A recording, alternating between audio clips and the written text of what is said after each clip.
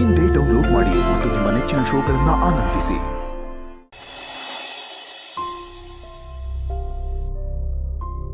ಆ ಶಾರ್ವರಿಗೆ ಅವಳ ಅಕ್ಕ ಶರ್ಮಿಳಾ ಸಿಕ್ಕಿದ್ದಾಳೆ ಅಂತ ಹೇಗೆ ತಿಳಿಸೋದು? ಒಂದು ದಾರಿ ಗೊತ್ತಾಗ್ತಿಲ್ವಲ್ಲ.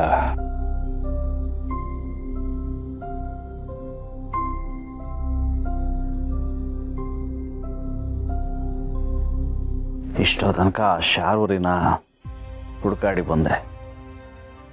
ಛೇ, ಎಲ್ಲೂ ಸಿಗ್ತಿಲ್ಲ. ಎಲ್ಲ ಉತ್ಕೊಂಡಿದ್ದಾಳೋ ಏನೋ. ನೋಡು ಮಹೇಶ, ಹೀಗೆ ನೀನು ಒಬ್ಬೊಬ್ಬನೇ ರಾತ್ರಿ ಎಲ್ಲ ಸುತ್ತಬೇಡ. ಅದಷ್ಟೊಂದು ಸೇಫ್ ಅಲ್ಲ. ಅದಕ್ಕೆ ನಾ ಪೂರ್ಣಿನ ಹೀಗೆ ನೋಡ್ತಾ ಇದ್ರೆ ತುಂಬ ದುಃಖ ಆಗುತ್ತೆ ಅಣ್ಣ.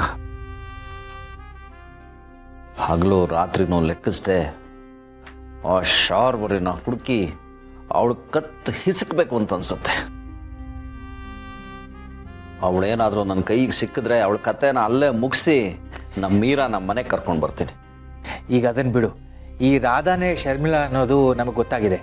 ಈಗ ಮುಂದೇನು ಮಾಡೋದು ಅನ್ನೋದು ಯೋಚನೆ ಮಾಡೋಣ. ಏನು ಮಾಡಬೇಕು ಅನ್ನೋದು ನನಗೂ ತೋಚ್ತಿಲ್ಲ ಅಣ್ಣ.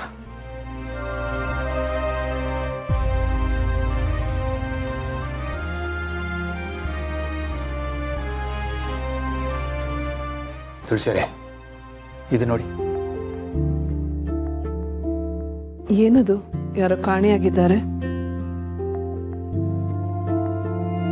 ನಾನು ಏನು ಹೇಳಕ್ಕೆ ಹೋಗ್ತಿದ್ದೀನಿ ಅಂದರೆ, ಶರ್ಮಿಳಾ ಬದುಕಿದ್ದಾಳೆ, ನಮಗೆ ಸಿಕ್ಕಿದ್ದಾಳೆ ಅಂತ ಪೇಪರ್ಲ್ಲಿ ಹಾಕ್ಸೋಣ. ಶಾರ್ವರಿ ಇದನ್ನು ನೋಡಿದ್ರೆ ಶರ್ಮಿಳಾ ಬಗ್ಗೆ ತಿಳ್ಕೊಳ್ಳೋದಕ್ಕೆ ಅವಳು ಬಂದೇ ಬರ್ತಾಳೆ. ಅದೇನೋ ಸರಿ ಅಣ್ಣ. ಶರ್ಮಿಳಾ ನಮಗೆ ಸಿಕ್ಕಿದರೆ, ನಮ್ಮ ಜೊತೆ ಇದ್ದಾರೆ ಅಂತಂದರೆ ಶಾರ್ವರಿ ಅದನ್ನು ನಂಬ್ತಾಳ, ನಮ್ಮ ಮನೆಗೆ ಬರ್ತಾಳ? ಖಂಡಿತ ಬರಲ್ಲ. ಅದು ನನಗೆ ಗೊತ್ತು. ನಾವು ಅವರು ನಮಗೆ ಸಿಕ್ಕಿದ್ದಾರೆ ಅಂತ ಹಾಕಿದ್ರೆ ಅವಳು ನಂಬೋದಿಲ್ಲ. ಇವ್ರು ಸಿಕ್ಕಿದರೆ ಸಂಬಂಧಪಟ್ಟವರು ಸಂಪರ್ಕಿಸಿ ಅಂತ ಹಾಕಿಸಿ ರಾಧಾ ಇದ್ದ ಆಶ್ರಮದ ಅಡ್ರೆಸ್, ಫೋನ್ ನಂಬರೇ ಕೊಡೋಣ. ಸೂಪರ್ ಐಡಿಯಾ ಅಣ್ಣ. ನಾನು ಈಗಲೇ ಅದಕ್ಕೆ ವ್ಯವಸ್ಥೆ ಮಾಡ್ತೀನಿ. ಶಾರ್ವರಿಗೆ ಅವಳ ಅಕ್ಕ ಸಿಕ್ಕಿದ್ರೆ ನಮ್ಗೆ ನಮ್ಮ ಮಗು ಸಿಕ್ತಾಗೆ. ಶಾರ್ವರಿ ಅವಳ ಅಕ್ಕನ ಹುಡ್ಕೊಂಡು ಬಂದೇ ಬರ್ತಾಳೆ. ನಮ್ಮ ಮಗು ನಮಗೊಪ್ಪಿಸ್ತಾಳೆ.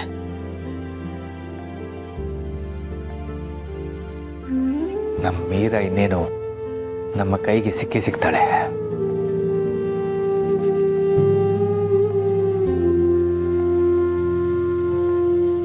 ಶ್ರೀ